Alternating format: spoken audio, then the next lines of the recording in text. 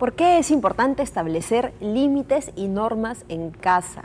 Esto es importantísimo. A veces los padres de familia no nos damos cuenta que estamos siendo un poquito flojos en esto, ¿no? Por esto de querer tanto a nuestros hijos se nos va yendo de las manos y luego ya no lo podemos detener.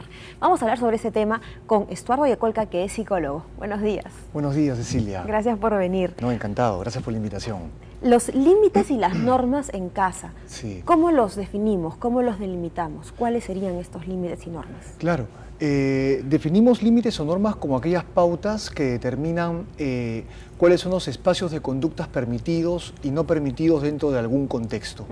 Como tú decías al comienzo, es importante establecer esto no solo porque va a permitir que pueda darse un ambiente de mayor armonía y orden en el hogar, sino que por otro lado también permite desarrollar en los chicos la capacidad para poder tolerar la frustración frente al hecho de que en el mundo van a haber negativas frente a diversas cosas que yo puedo desear. Que en algunos casos hay cosas que yo quiero, pero que pueden significar el hecho de lastimar a otro, que no puedo hacer necesariamente todo lo que yo quiero si es que quiero convivir en sociedad o quiero convivir con otras personas. Entonces el desarrollo de esta capacidad desde las primeras etapas de la vida es muy importante, pues permite justamente de que la disposición para adaptarse por parte de los pequeños, de los adolescentes, de que esta disposición sea mucho más viable y por ende puedan desarrollar mayores habilidades sociales y mayores habilidades también de convivencia. ¿Cómo identificamos que en casa de repente estamos cojeando un poquitito de establecer bien estos límites y estas normas? ¿Por dónde empezar, por ejemplo? Claro, mira, yo creo que esto podríamos dividirlo en dos partes. La primera tiene que ver con si estoy comunicando claramente la norma, si me estoy haciendo entender, y esto no tiene que ver solamente con la calidad del discurso, sino también con los aspectos no verbales sobre cómo lo comunico. Y la otra parte que es importante tomar en cuenta es qué voy a hacer o qué vamos a hacer si es que esta pauta o esta norma se incumple.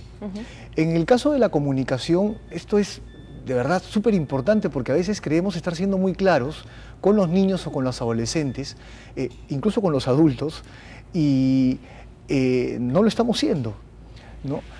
Por ejemplo, el clásico error de las generalizaciones, ¿no? Cuando decimos, pórtate bien. Claro. O sea, ¿no? ¿A qué nos referimos cuando decimos pórtate bien? Exactamente, o sea, es tan ancho la frase. Claro. Y es una típica, ¿no? Es clásica, ¿no? Sí. Y muchas veces, aparte de que es muy amplio lo que estoy comunicando, cabe la posibilidad de que quien lo escucha lo interpreta de otra forma, ¿no? Para mi niño de 5 años, ¿qué será portarse bien? Para mi hijo de 15 o 16, ¿qué significará portarse bien? Entonces es importante ser específico, ¿no? No quiero que te pares en los muebles, por ejemplo, ¿no? O ven temprano, ¿no? Ven temprano también cae en ambigüedad. ¿Qué cosa es temprano para mí o para él o para ella, ¿no? Ok, te doy el permiso para que salgas, pero estás regresando acá a la casa a las 2 de la mañana. Y bueno, y manejaremos 15 minutos o 20 minutos de tolerancia. Pero es importante que maneje una comunicación clara sobre cuál es la pauta que estoy planteando. Es importante también comunicarlo de forma afirmativa. A veces nos centramos en el tema de no grites, cuando lo recomendable es más bien darle el giro respecto a que sea una afirmación. Te pediría que cuando hables, habla con voz baja, ¿no? O está bien ese tono de voz porque así te escucho, más que darle la connotación negativa. Claro. Eso por dar algunas pautas. Sí. Y tendrá que ver el tono de la voz, el tono que se emplea cuando uno establece estas normas. Por ejemplo, de repente muchos papás interpretarán que para dar estas normas y ser firmes o sentirse firmes tienen que gritar. Sí, eso también es muy importante porque yo me he centrado ahorita en la parte verbal, en la parte, digamos, digital, pero el aspecto no verbal como los gestos, el lenguaje corporal y el tono de voz es súper importante, porque ser firme no significa ser agresivo o ser hostil o violento, o incluso ni siquiera ser amenazante. Ser firme implica mostrar seriedad frente a lo que estoy comentando, que lo que digo es en serio, sin dejar de ser amable. O sea, yo puedo ser amable con mi hijo o con mi hija para poder manifestarle cuál va a ser la pauta y la norma que le estoy planteando. No necesito gritar. En muchos casos, cuando los chicos perciben de que el padre o la madre están siendo violentos o quieren imponerse de una forma hostil o agresiva, es cuando justamente ese detalle, por más que yo esté siendo claro o esté proponiendo algo lógico, si yo uso este tipo de comunicación, lo que va a ocurrir en muchos casos es que mi hijo la va a rechazar y va por ende a manejar una conducta opositora o desafiante. Pues no está desafiando la norma, sino la forma en la que se lo estoy transmitiendo. Lo que sucede, Estuardo, es que muchas veces, digamos, nosotros como padres estamos, digamos, mucho tiempo con nuestros hijos, sobre todo las mamás, Sí. ¿no? Y no olvidemos, pues, que los niños son una suerte de satélite que están dando vueltas todo el tiempo y que pueden repetir una conducta 1, 2, 3, 4 veces, ¿no? Y que la mamá, evidentemente, reacciona frente a esta conducta de repente la primera vez bien, ¿no? De manera calmada. No hagas esto. La segunda, te he dicho que no hagas esto. La tercera y de repente ya la cuarta pues sale con grito y sabe Dios que otras sapos y culebras más, ¿no? Así es. Entonces ahí, por ejemplo, ¿cómo encontramos este término medio para no caer en ser agresivos y en ser violentos? Claro, por un lado está el tema de que es importante entender de que el hecho de inculcarle a mi hijo una norma o una pauta con la que no viene al mundo, porque no nacemos con estas normas, es parte del proceso de adaptación, es un proceso, toma su tiempo. Uno, como aprender a sumar. No aprendo a sumar en la primera clase, me toma un tiempo. Eso en primer lugar. En segundo lugar, también preguntarme cómo voy yo también respecto a mi vida. Porque si por otro lado yo estoy cargando con situaciones personales, dificultades de pareja, económicas, laborales, sociales, etcétera, de por sí mi nivel de tolerancia va a ser mucho más bajo. Entonces mi disposición para con mi hijo no va a ser tan amplia. Y en tercer lugar, también preguntarme, ¿basta simplemente con el hecho de darle la indicación? Porque venía lo que conversábamos al comienzo. A veces no solo basta con el hecho de que lo que te pido es que hagas esto, sino que ¿qué va a pasar si no lo cumples? ¿No? El tema de poder establecer consecuencias. Y es importante el tema de establecer consecuencias porque, por un lado, nos permite ahorrar energía en el tema de que no tenemos que estar detrás, sino que cuando planteamos consecuencias, le encargamos de alguna forma a nuestro hijo o nuestra hija el hecho de que ellos van a asumir algo si es que no lo cumplen. Entonces los involucramos de forma activa dentro del planteamiento de normas. Esto me parece importantísimo.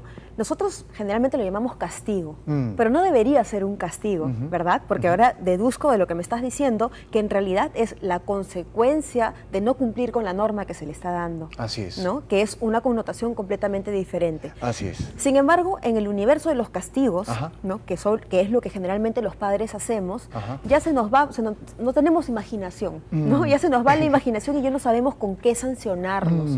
¿Qué sería, por ejemplo, en este caso, una sanción a la norma que sea correcta, que esté dentro de los límites, ¿no? Y que se pueda, digamos, aplicar y que realmente le afecte, Claro. ¿no? Porque a veces es, ok, ya no ves televisión, pero bueno, pues ya se cansó, de repente siempre es lo mismo, entonces ya, pues no veo televisión, pero juego con mi videojuego. Claro, ¿No? claro. ¿O de qué va a servir que a mi hijo de 15 años le diga, bueno, si no cumples tal norma, el domingo no vas a misa? O sea, como Por que ejemplo. si no le importa mucho, eso no va a tener impacto en él. Claro. Tú mencionaste una palabra, el tema del ingenio, la creatividad. Esto nos invita a los padres a ser muy creativos con el tema de qué tipo de consecuencias voy a plantear. Uno, es importante de que la consecuencia en magnitud sea equiparable con el nivel de la falta, ¿no? Si mi hijo de repente prendió la televisión a una hora que no era la adecuada o que estaba fuera del horario permitido en casa, bueno, 6 meses no sales a la calle. O sea, es como que estamos planteando, exagerando en la consecuencia. Debe ser equiparable. En segundo lugar, debe tener un cierto nivel de significado para mi hijo. Entonces, por ende, ahí me toca como padre o como madre saber cuáles son las preferencias de mis hijos. Y es importante entender de que yo voy a negociar esto con mis hijos, especialmente cuando son adolescentes, respecto a privilegios. No significa que lo voy a dejar de comer, lo voy a dejar sin comida, o que voy a dejarlo sin dormir, o que te voy a botar de la casa. O sea, privilegios no van ligados a necesidades básicas. Privilegios son actividades recreativas, por ejemplo, el tema de la televisión, los juegos electrónicos, los permisos, las salidas, las propinas, son elementos con los que puedo jugar y negociar con mi hijo y condicionarlos si es que él cumple o incumple con algunas pautas que establecemos. Yo creo que en la medida que nos vamos dando cuenta de esto, podemos llegar a negociaciones o a planteamientos que sean realmente creativos y que funcionen. Y que, repito, conlleven a que mi hijo tenga se comprometa, se involucre con esto, porque sabe de que si no lo cumple va a ocurrir algo que le va a afectar. Esto no tiene que ser tomado necesariamente como algo negativo, porque el mundo real funciona de esta manera. Cuando yo me inserto en un trabajo, un ambiente laboral, esto ocurre. Si yo llego tarde, van a haber descuentos de repente en mi sueldo, o en la medida en que yo sea recurrente, hasta podría ganarme un despido. En el ámbito social también, si yo tengo conductas o actitudes que lastiman o ofenden o perjudican a otros, puede ocurrir la consecuencia de que estas personas se alejen de mí o ya no quieran tener contacto social conmigo, lo cual puede afectarme de diferentes maneras. Entonces, es importante entender de que el ambiente familiar es como que una zona de ensayo para que nuestros hijos se vayan preparando a aquello que les va a ocurrir dentro de su proceso de adaptación en el mundo. Me imagino que también puede ayudar el hecho de tenerlo por escrito, ¿no? Sí. Esto de repente ya es un extremo, pero digamos para muchos papás que de repente, como te digo, no tienen tanta creatividad como para estar pensando en los castigos, o en este caso las sanciones, Sí. qué sé yo, también ponerlo por escrito, y los chicos, pienso, podrían también participar de manera activa en el sentido de que, ok, ¿cómo me puedes sancionar? Bueno, puedes decir tal cosa, puedes dejar de hacer tal cosa, ellos también pueden opinar. Por supuesto, claro, esto lleva a una interacción mucho más saludable, que invita a un encuentro. Salomónica, o sea, ¿no? Por llamarlo de alguna forma. Y en la cual el padre o la madre no se quedan solamente en la postura de que acá yo digo cómo son las cosas y punto. O sea, tú puedes participar también y comentar. Yo puedo preguntarte, por ejemplo, ¿cuáles crees tú que son las conductas que no deberían ser aceptadas aquí en el hogar? ¿Y cuál crees tú que sería una consecuencia, o está bien, o una sanción que tú consideres que sea equilibrada frente, si es que te equivocaras, o cometieras un error o una falla frente a esto que estamos estableciendo? Claro. El tema de los contratos conductuales, por supuesto que también son muy útiles, ¿sí? Ahora, hasta le podemos pedir a nuestro hijo de que él mismo redacte el contrato. Claro. Redacta, hazme una propuesta, la revisamos juntos y veamos cómo podríamos manejarnos a partir de esto. Sí, y algo muy importante también, Cecilia. Ya para terminar. Sí, el tema de que, aparte de que se plantee cuál es la conducta claramente, qué es lo que yo quiero que hagas o no hagas, y cuál va a ser la consecuencia, viene también la labor importante del padre o de la madre de hacer cumplir esta consecuencia. Porque si no lo hago, claro, no estoy siendo firme.